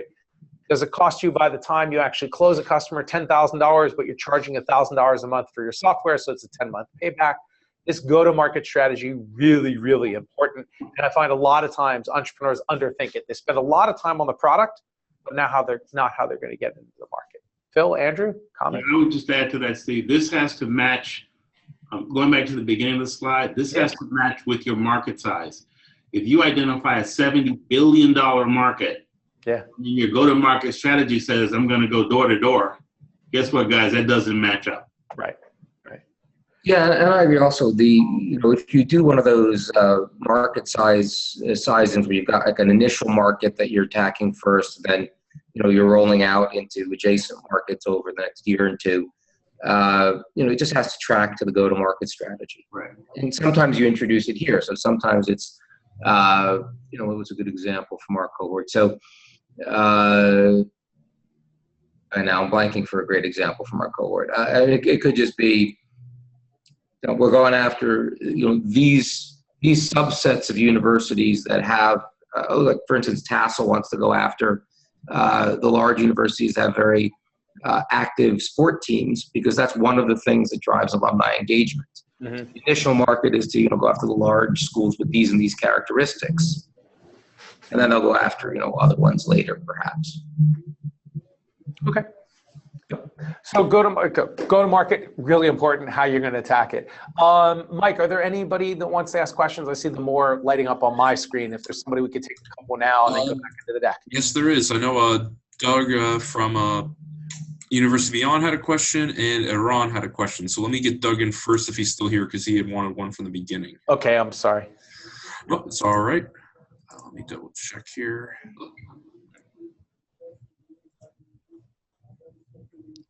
All right. Hey, so this is actually Frank from University Beyond.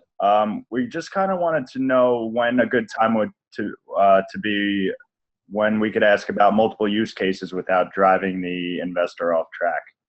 When would be an appropriate time to bring that up? Could you be, maybe Andrew caught it, but could you be, I know what a use case is and I know what an investor is. Could you be more specific? Like what are you asking the investor about? Absolutely. So if we're talking to the investor about, we have two different sides of our platform, like a recruitment side or a management side. Mm-hmm. We're focusing more so on the management, but we do like to talk about some of the case studies that we have on the recruitment side, kind of without distracting them from our main goal. Andrew, do you want to take that? If I heard, I'm still not 100% clear on what the actual question is for a deck. Or if you know it, you take it. Otherwise, yeah, so Frank, let's make this really concrete. So, if you're writing if you're creating this slide right now, mm-hmm. What content are you asking should be here or should not be here? Or is this a question from earlier? Because Yeah, so this is kind of a question that we had a little earlier. It was kind of just more so we wanted to know when we could talk to these people about more so the long-term vision without making them think that we're distracted towards Oh, okay, so I think I got it now. Okay. Yeah, so it's how you present it, right? And it's the words you use to present it. So it's like this is the ultimate vision. This is how huge the market is. We know we're at this and this stage. We've had success so far with these segments. We're well on our way to dominate that subsegment. The next stage, which we just started going into, is this, and we expect that within the next 3 months, 6 months, a year, whatever it is, to expand into Z and Y and Z. So if you lay it out in terms of like this is our mid and long term vision. And here's how we're going to get there. And no, this isn't me just chasing the shiny toy at the end of the runway. This is part of my plan, right? I got it laid out. Then it'll come across okay. And just remember, at the end, tie it back. You just tie it back. You say, and like, and that's the big vision. As I said before, for the next 6 months to a year, we are hitting X really hard. Great. And in terms of if the investor, so clearly these investors are going to be more so targeted, but even some of the targeted investors that I've had conversations with have not known what campus brand ambassadors are. Okay. So I don't know, like I pitch, I give my, elevator pitch, and then all of a sudden they're like, wait, what are brand ambassadors again? So the way I address wait, Doug, what's the question? I think the question, Doug, how do I know, you need to go into the start a conversation and know that they're familiar with the industry. Got it. And I don't want to just start with a campus ambassador is, because then they're like, I know, you idiot. Right. So here's my favorite. So number one is, as you likely know, right? And then you say it very quickly. As you like to know, brands are using these students to be quote unquote brand ambassadors, meaning that blah. And then you just kind of move on.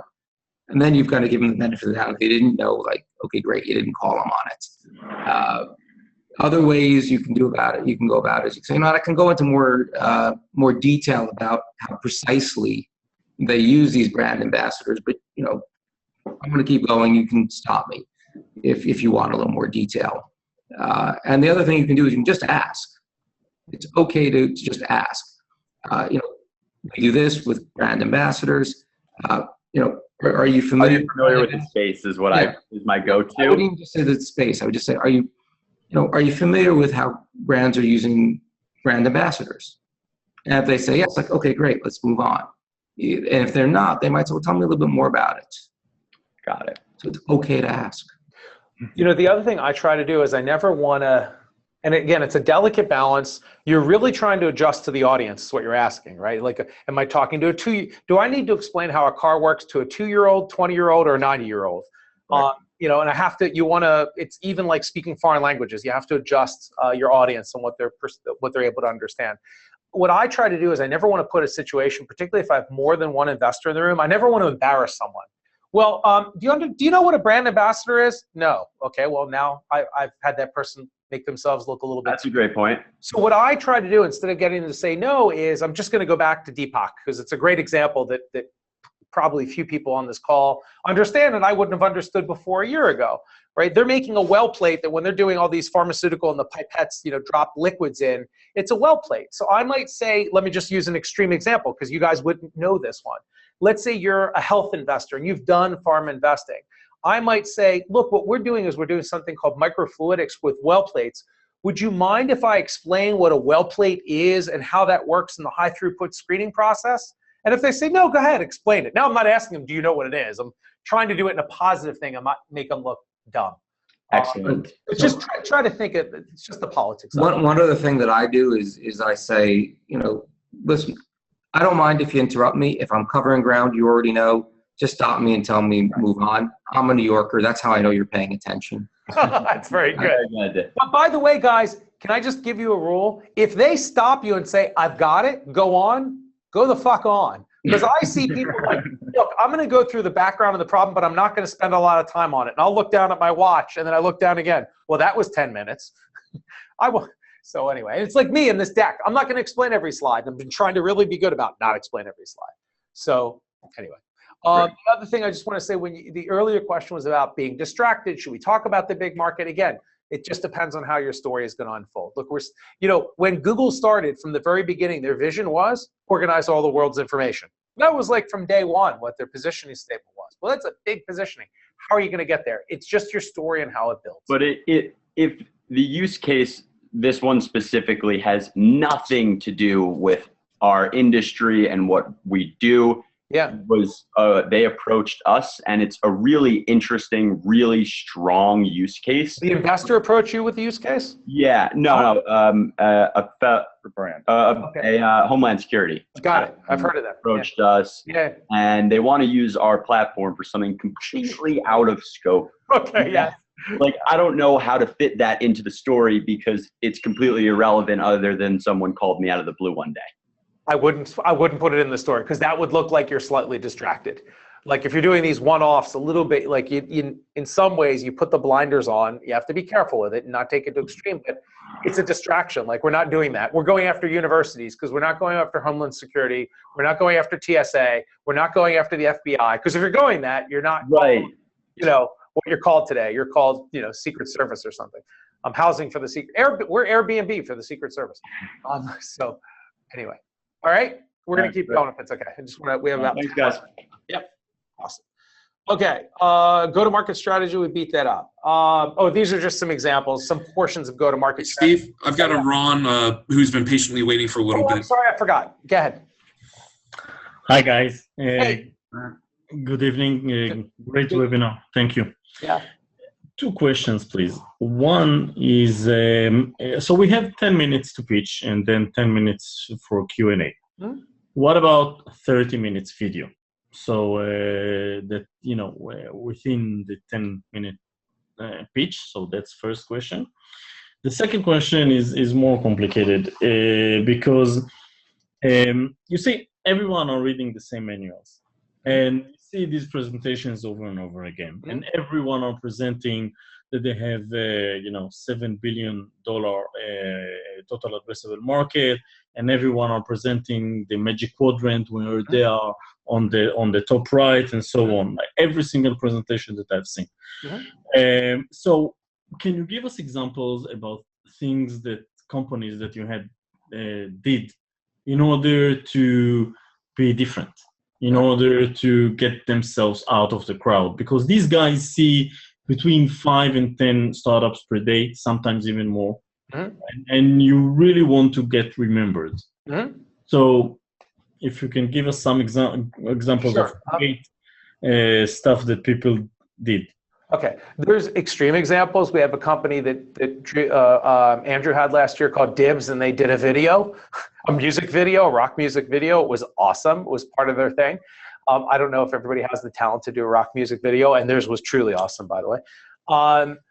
Can I just let me go back around? I would say when I sit in the audience, like at a demo day or a set of pitch sessions, and I see 15 to 20 companies pitch, I'd say 90% of them suck. They don't do what we're talking about. And if you're gonna, I find like when we have companies that go to South by Southwest and pitch and they win. We have, the folks and I think some of you are on the call today with Todd at Intermountain. He goes, man, I don't know what you do, but we just trial one dream it company after another. They're tight. So I would find if, everybody reads the same manual. I don't know exactly what they're reading because I generally find most of them suck. I was at an event in Silicon Valley 3 weeks ago, and I watched 13 companies pitch. I was just like, these are horrible. The story doesn't come together. The solution didn't meet the problem. The market sizing is wrong. That's not their market size. It's all bullshit. So it's just they're not telling a great story. There's nothing compelling. It's just missing all of this. We're trying to give you, I think if you follow this advice, it works. I find most people don't. And we have people all the time that come in to Dream It like, oh, I'm an angel investor. I'll come in and help your companies pitch. No, thank you. Don't ruin them because we have a process. Anyway, that's my thought. And what about using a video? I try to be really careful. If you have to show a video, if it makes a huge demonstrable difference, do it. But otherwise, I don't do animations in the deck. I don't do a video. It's telling a story. But if you need to, if it's got to be with a video, then show a video. I loathe it. I hate it. It drives me friggin' nuts. Right? If you're presenting, you are the focus. Right now, other things people have done to stand out is they've done humor. They flipped it. Pictures of kids and cats. Sometimes if appropriate.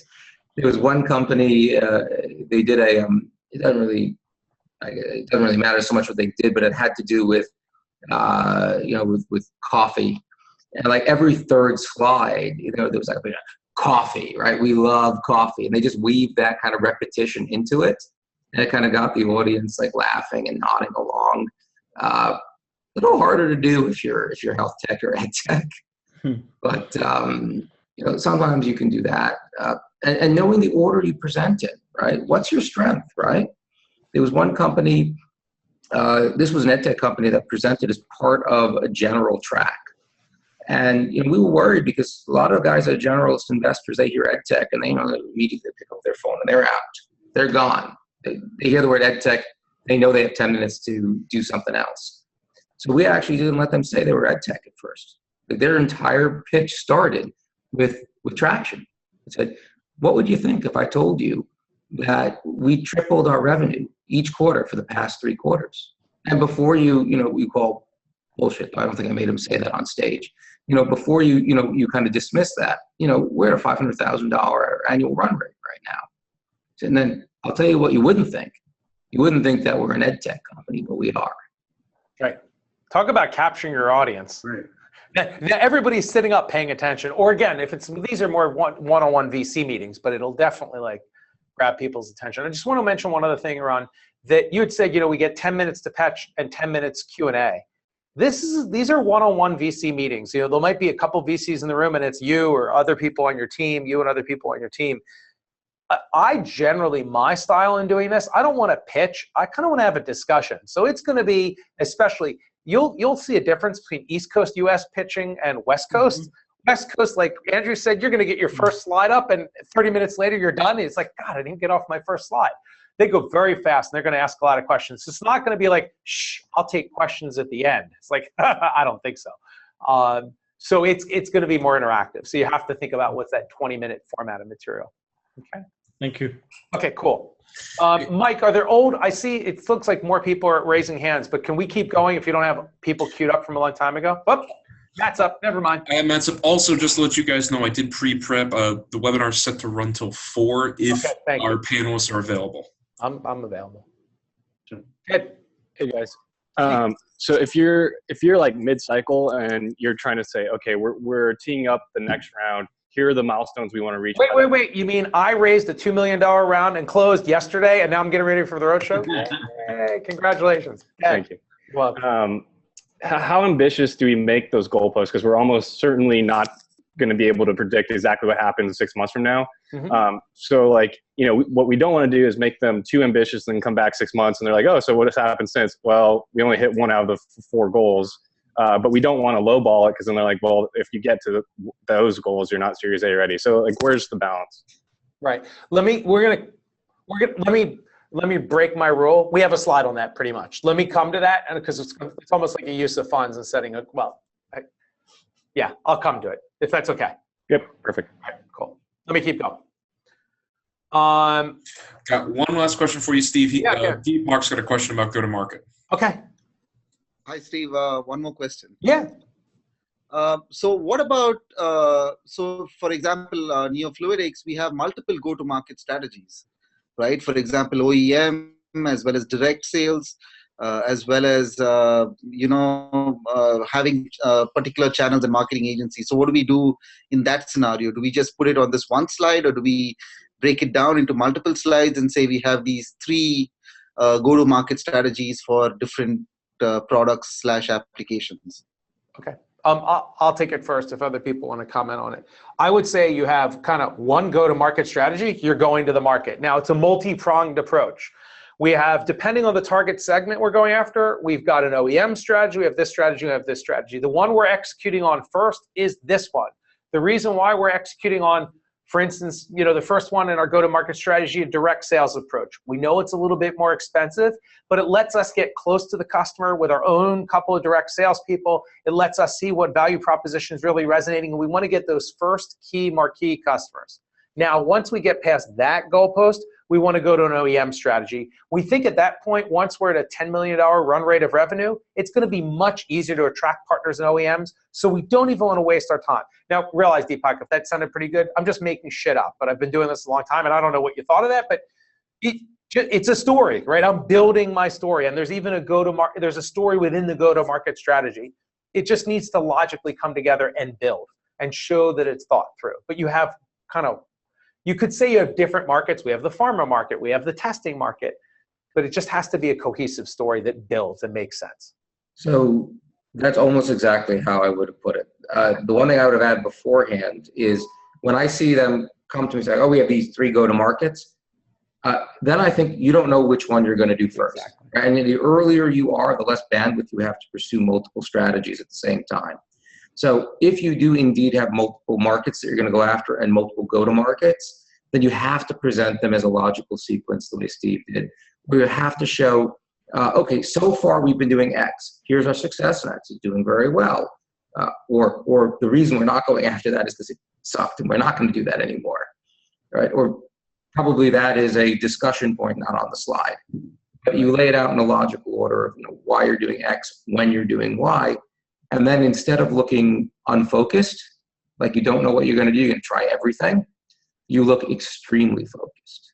Right. I think my main question is, what if we are raising a round to get a marketing team to go towards direct marketing? Since we don't have that money yet, or it's fundraising dependent, we're using, say, option B and C right now. So then how do you approach it? Do you still go with A, saying we want to go this route, we are trying to raise money for this, but we're doing B and C right now because it's a less stress on our bank account? And that's fine. Again, as long as the story, look, we think a direct sales approach is the right way to go. This is why we think that is, but it takes investment to do that. In the meantime, we've been trying, by the way, almost it's so funny. I met with a VC this morning. They've been a VC. They have a pretty decent sized fintech fund. They've been a VC for 10 years with their fund. They've made 33 investments in 10 years, which is like 3 a year. It's not a ton, but done very, very well. And he said his favorite startups to invest in have never taken money before, and they're already at a $5 to $10 million run rate, and they're scrappy and they're lean. So my point was, if you say to an investor, look, we've been scrappy, lean, and clever, and we've been using alternatives B and C to date, but we know we're ready for A because we've proven out such and such. So we now want to start experimenting, and we're going to use these funds to blah, blah, blah. And again, your story built, and it's fine. It just needs to weave together, and it needs to hold, and it needs to make sense. Okay, thank you. You're welcome. All right, I'm going to keep going. All right. See where we are. Okay, so here's a go-to-market strategy talking about different channels and pricing embedded. Okay, I'm going to just touch lightly on regulatory. If you are in a situation where regulatory is approval, if you're a healthcare company, Andrew, more on the ed tech, if there's a FERPA issue, do you need certain types of approval? Do you need certain types of data? How much will it cost? If you're a healthcare company, and companies like Admetzis have this issue in a big way, if there's a regulatory issue and you're talking with an investor, you're typically going to need a slide that just touches upon regulatory. You don't have to have every single answer depending on where you are in the cycle, but what is the plan for regulatory? You just can't put your head in the sand about it. Okay, I want to jump into team as we're getting close on time. So when you put a team slide together, I think the biggest thing is, why are you the right team? Why is this the team to win? I'm just going to give a couple examples, and then we'll open it up for all of us to comment here. Here's an example again on Quora. Here's a team slide. It's clean, it's uncluttered, it's straightforward, right? If you want, by the way, when people are saying how to differentiate, Iran, you were asking how do you differentiate? There can be little differentiators. Look at David Lindsay on the bottom left. He was halfway through his MD and his PhD. I'll never forget that. He goes, I'm half an MD and I've got half a PhD. By the way, he dropped out to start the company.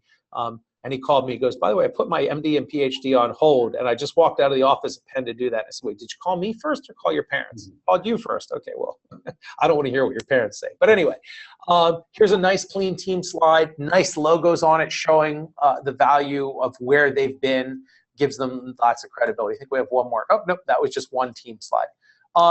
Andrew, Phil, thoughts about team slides? Yeah, we actually went over a couple of our teams on this. It's clean and simple as you can possibly be. This is not a place for your resume. Right. Oh, good point. Absolutely not. Keep it clean, hit the highlights, and keep on moving. Okay. Yeah, only thing I'd add is don't forget your last name. Lots of people do it. The VCs are going to want to go check you out on LinkedIn. So you got to have your full name. Yep. Get your titles. Don't be cutesy about it. Depending on the industry, right? Right. And also, like, same sized photos, similar backgrounds. If you want to do it all together, that's fine. But like, nothing turns me off. Lots of things turn me off more. But it turns me off to see like a weird looking mismatched set of like photos and incomplete sentences here. Bottom line, you do this right, you cleared a hurdle. You do it wrong, you've lost points. Right. Okay. Cool. Let's keep going. Steve, I got a question from Joey of Runva, and Phil, I know you've got a commitment coming up very shortly. Okay. Get Joey from Runva. Hang on a second. Hey. So my question is about the team slide. So we're all first-time entrepreneurs. Two of us dropped out of college. So we like to think about the team slide and using like advisors and the Dream It logo and the incubator we're in at American University. Would that be an appropriate use of real estate on the team slide? I think so. Yeah. Wait, where did you drop out? I can't remember. Where did you drop out of? American. Okay. All right. Jack dropped out of Penn State, if that matters. Yeah, it's fine. You're trying to get credibility where you can. So if it's your advisor slides and you've got killer advisors, please don't put an advisor slide that's got 20 advisors on there with 20 logos and all their little things. If you have some killer advisors put on there, you're just trying to get credibility. Remember, an investor typically bets on the team, not the idea. So you're trying to give them a reason to believe in the team itself. By the way, it would be a little bit of a stretch, perhaps, but if you were the world champion in chess or some crazy thing. No, I am. It shows the world champion. Perfect. So, whatever it is that you can try to get on that team slide, so you try to get credibility. Who are the key players? What makes them special? The great blog post I read a couple months ago, usually people that are entrepreneurs that are special and want to do exceptional things, it's not all of a sudden they fell off the wagon one day and became exceptional. They've been exceptional and hardworking and dedicated their entire life. It's just the way they are. It's the way they're built. So you're trying to, demonstrate some of that here. Got it. Yeah, thanks. Hey, Steve, I'm going to sign off at this point. Thanks for letting me participate. No problem. Any teams to contact me if I can be of help in any way. Okay. Thanks, Phil. We'll keep going. Andrew, you good for 10 more minutes? I can definitely do 5. Okay. Let's see if we can whip through this. Key milestones, jumping in. You want to show key milestones, show a timeline, try to show it as a calendar. What have you accomplished? What are you doing next? Here's a couple of examples. This is from diagnostic driving. Notice it's a little cluttered, but it is a visual timeline. It's showing, by the way, been working on this idea since 1998. Here are all the key points when things happened, when they did something with Merck. Here's a key milestone slide. Another key milestone slide from VisExcel, right? Showing, now there's no dates in this one, it's just a date range, but showing exactly what's happening in a pretty visual manner, what's coming next. Here's another one. This is from Gray Matter's deck. It's almost to scale. It's a little cluttered, but it gives that idea. Here's what we did when we were Longhorn. Here's what we did at Dream It. Here's what's coming up next and what's coming up on the timeline. And it's spatial. It's not just listed down. I'm going to keep going. Andrew, any critical things on timeline? Otherwise, I want to fly through the rest of the material. I'll take that as all good. All right. On the ask, make sure in your deck you've got to have an ask. What are you looking for? How much money? What are you going to do with it? So here's an example. These are from some decks. This one's VisExcel. What's our ask? There is actually here, there was a monetary ask that we're raising a seed. Their ask is introductions and $450,000.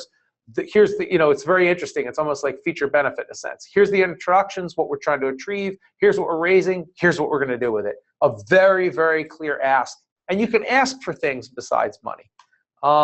Here's a combination. I thought this is interesting from Ancora's deck.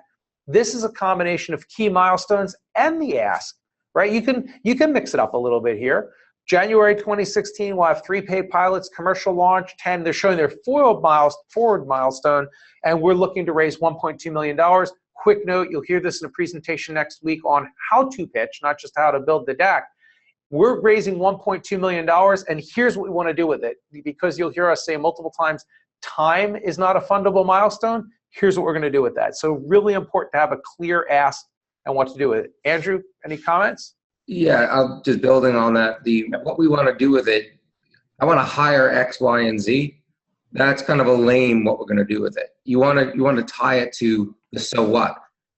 completing this, this set of features, to getting this many customers.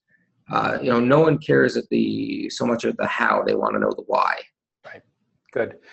Matt from Wealth, here comes the answer to your question. You said about, do we set 6-month goals? What goals? Look, so let me see if I can answer that question now, because I wanted to wait till now. The way we typically see, usually companies raise in 18-month intervals. We're raising $1.2 million because it'll last us 18 months. It's like, people don't write a check, so how long you can last? What are you going to achieve with it? So I would basically, if you're going out, you're about to go on a roadshow when you just closed a round, you could say, look, we're looking to start talking about our Series A. We're thinking about where's the company going to be 12 to 18 months from now. We want to start relationships. These are the types of goals we're thinking about for 18 months from now. Would that be interesting to you as a Series A investor, which is largely for healthcare Series A, is going to be looking around revenue, that they're going to want to see at least at a $1 million annualized run rate or above. So you'd really want to pick those goals, generally thinking in the 12 to 18 month time frame, goals that are pretty achievable, that show that your business is hitting towards the velocity of that big, hairy, audacious goal that you wanted to hit. You're just starting to kind of tilt up and to the right. Don't know if that answers your question. I wouldn't be thinking about 6 months goals for your Series A, because again, if you just raised, generally that's going to should be lasting you around 18 months. And if not, we can talk offline and give you more advice, and we'll talk more about this next week. But that's a little bit when I said let's defer your question. By the way, nothing excites an investor more than hearing that you don't need their money. Exactly. So if you're in there and you're like, listen, I really respect you. I want you in my A round or B round, depending on where you are. So I just want to have an early conversation, make sure I'm on your radar. I'd like to be able to keep in touch with you every month or two, show my progress to it. And by the way, I'm also looking to meet radiology oncology shares, or I went through your portfolio and there are these 3 companies that actually I think would be good partners for us. Would you mind introducing us to them, and maybe we can work together? Things like that. Go right into that next ask. Sure. Good point. All right, let me keep going here. Where are we? Financials, generally, this is a very difficult thing for a startup, because usually there are assumptions multiplied by assumptions, and then you get quarterly assumptions, and then you have annual assumptions. We generally see where people are trying to model out a balance sheet, and a P&L, and a cash flow, at least roughly. It's just so early for most companies. It's not it can be a very difficult thing, but you kind of want to show some level of thought process here. Because I find a VC also, it's like, how do the numbers come together? Show me what that margin is going to be on the software you're going to make. Show me how your headcount kind of grows. How does the business build? And all the estimates around that. Andrew, I know you have thoughts on the financials. Anything, and you can counter me if you feel differently. You want some level. You're not going to go through detailed financials in a 20-minute pitch deck. Yeah, it's kind of BS. I sometimes even see decks without it if they're early enough. Mm-hmm. Whatever you have there, just assume that the investor will ask you for the Excel spreadsheet that backs it up, because really they want to know how you think about it. Right. They want to be able to play with it. They want to rip it apart. They want to slash all your assumptions way down. Right. And see what happens to it. Right. Okay. Cool. That's financials. Roadshow. So coming up, and then there's a other key slide. So you'll need to have a full deck for your roadshow. It depends on how you want to do it. If you look at this deck, it's a combo deck where it can be a voiceover deck or a standalone deck. I generally, everybody has their thing. I try to write one deck because the versioning is too tough, where, well, here's the deck I present, but then this is the leave behind deck if somebody asks me to send it. By the way, if people are asking you to send your deck, we highly recommend, or I recommend, I use DocSend. We use it at Dream It all the time. You guys probably clicked on links. Doc as in document, send, S-E-N-D. That way you don't email the deck to someone. You give them a link, and you can say it's not downloadable if you don't want your decks floating all around. But also, if you want to see an investor, did they log in to look at the deck? Where are they spending time in my deck? It's a very great tool. But for your roadshow, I generally, when I've done it, I like one solid deck that is kind of it stands on its own, a little bit like the deck, or hopefully a lot like the deck you're looking at today. And you should know your deck well enough that when somebody's asking, let's at some really detailed, nuanced number, you know well enough, you don't even need the deck. You can just skip past it. these are all the prep sessions coming up. You can see the dates. A lot of it's going to be remote, and then we'll do stuff in person as well to start beating it up and really making sure the story's there. And we'll go through all these key items. We just want you guys to do the work. We wanted to give you this material so you can put a really great, solid deck together that then we start going through and pitching it. I want to go through, I think it's the last couple of things, some common mistakes. I'm going to just highlight some of my favorite ones, which is going to be many in here. We see this time and again, and you can do it on your own even without us before you get to us. Make sure the story holds together. We'll skip the next one. Citing the data, we talked about poor grammar, spelling, or random capital R capitalization. Like, just be careful and make it clean. It's too wordy. There's no slide numbers. If you see we're on slide 45, sometimes the VC likes to write down, wait, could you go back to slide 13? Just an easy reference. It's just unprofessional and boring. There's no awkward segues. Your deck needs to build one slide to the next. You're telling a story. It needs to have smooth transitions. I generally do not like animations in a deck. If you have to PDF your deck, a lot of times they break and fall apart. We talked about that. Are you laying it out for standalone or presentation? By the way, if you want to work really well with Dreamit, do your deck in Google Slides. You can suck in a PowerPoint deck. Google Slides is so much better. It's very powerful today for building your deck. I haven't used PowerPoint in 2 or 3 years now. I stopped using Keynote 2 years ago. This deck you're looking at, if you think it looks really well, all the decks you've been seeing from Dreamit, they're all in Google Slides. Much easier for commenting. Revisions is just so much easier. And then other thing, if you haven't seen the book Presentation Zen, how do you make these really bold looking, full white images and great graphics and stuff? Any common mistakes you see, Andrew, that we haven't addressed here, things you want to top highlight? All right, it works better if I unmute. Okay, yes. So a couple things. I actually do like having slightly different decks when I present on a big screen. Steve and I have gone back over this a lot. On a big screen, a footnote just looks silly. And the page numbers also kind of look silly on a big screen when you're doing a formal presentation. But it ain't the end of the world either way. Definitely, if you're doing a big presentation, I like to also include in the footer across all of them your Twitter handle and a hashtag, right? So if you're up in a big conference, make it really dead simple for them to go share what's happening. Again, less important than a investor roadshow setting. Right. But just think of, don't make me think, don't make me work. If you'd like me to do something, make it super easy. Right. Okay, cool. There was one other common mistake I was thinking about. I'll see if it comes back to me. All right, so those are some of the common mistakes. You don't want to say, oh, I know. When you're showing your original stuff to us, when you first meet with us, look, your decks don't need to be perfect. I'm not worried. I've seen so many decks. I've seen so many teams where they're like, do you think the font size is the right? Or do you think this should be red or blue? It's like, red or blue? Your fucking story sucks.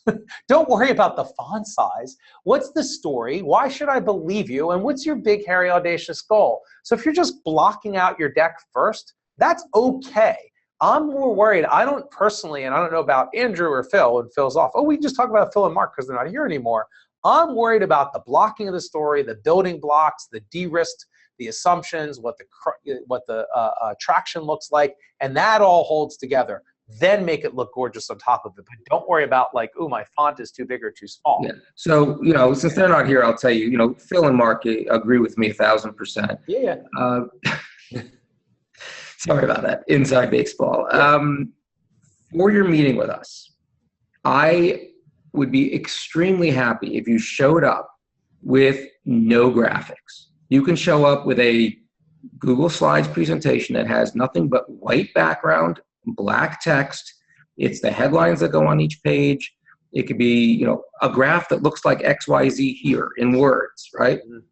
That's fine. And I'm okay with that because I want you spending all your time right now thinking about the story and the flow. Right. If you get stuck in graphics, you're going to wait. You'll spend an hour putting a graphic together and we won't care. So you don't need that.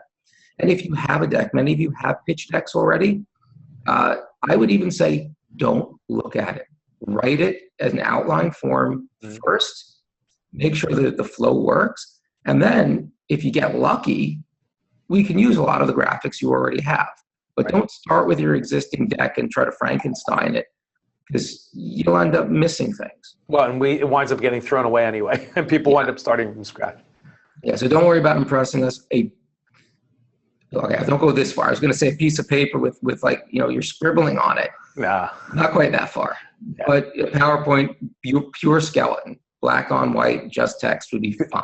He meant to say Google Slides, pure skeleton, no PowerPoint. Yeah. Anyway, okay. Let me just wrap up here. We talked about what is important before you pitch, understanding the audience. You're telling a story. We've beaten that in. Your time to shine. If you follow this, it works really well. We're going to spend time beating you guys up, listen to your pitches, try to get all the kinks out of it, listening to the segues, and really challenging you hard. There should be one last slide. Here's the main kind of checklist of what a deck is. It doesn't need to be in this order, as per Rich's question a while ago. It doesn't need to be in this order. This is generally an order you can use, whatever story it fits. But just realize when you use an order like this, I'm more worried personally about the segues, about the transitions. Right? So a deck like this reads like this. Look, there's this really big problem that I realized because it was going on, and it's compelling. We talked to a bunch of people. Now, we have this really cool solution for the problem that we were just talking about. Now, you might be wondering, how big a problem is it? How big is the market? We've looked at the market that it's this big. Now, we're not alone. We have competition. But what's interesting is, here's the traction and the demand we've seen now that we've differentiated from the competition. If you're wondering how we make money from all of this, this is our revenue model. This is how we're going to attack the market to get to this revenue model. Yes, we have a regulatory issue. We're going to deal with that. This is why we're the right team. These are the milestones that are coming up next. This is how much money we need. And oh, by the way, these are the financials. Right? It just flows, or I can a little bit force the flow if I have to. So this is generally, if you're an ed tech team and you don't have regulatory issues, skip the regulatory thing. But generally, this is going to be the key sections and the key slides. You can put them in any order. Okay, only thing to add, if you need 2 slides for one of these, take 2 slides. Oh, sure. Right? Absolutely. This is not a paint by number, right? It's not paint by number. 2 slides that take 30 seconds each versus 1 slide that takes a minute and looks like crap because you fitted it together. Right. 2 slides. Other thing I'm going to add is this last page. Feel free to print this out and put it on your desk as you're putting it together and actually check the boxes. Mm-hmm. I cannot tell you how many times I've gone through the prep, presentation like this, and they're like, "Oh yeah, I got it," and then they come to the first meeting and they're missing 3 of them. Right? So Steve and I went back and forth about saying, do we insist that you come to the next meeting with this printed out and show us? No. Yeah. Not. I was going to make you do it. Steve said, no. Many of you already raised. It's fine. We will be annoyed if after all this you come to us and you're missing 3 or 4 of the boxes. Okay. Mike, it's really late. For those people that might be on from Israel, I'm sorry it's so late. It's coming up on 11 o'clock your time in the evening. Happy Lag BaOmer, by the way. Hag Lag BaOmer. Mike, are there any other questions, or does anybody else have any other questions? If anybody is still there. We still have a bunch of people on the line. Okay. Also, when I share the content out, this pitch deck list checklist will be separate as a separate document, so it's easy to print for them. Okay. Right. Last call. Anyone have any questions or any other thoughts that they want to ask? Going once. Already. Going twice. Steve, I turn it back over to you. All right. Thanks, everybody. Sorry it went so long today, but we wanted to give you a lot of information. If you're watching this on video, I was going to say tape. There's no such thing anymore. If you're watching a recorded video, we hope you enjoyed it. Andrew, thank you for spending so much time on it today from New York as well. And we're here to help. If you ever need us, just ping us on Slack, email us, and we'll see you in different meetings. Thanks, all. Thanks, Andrew. Bye.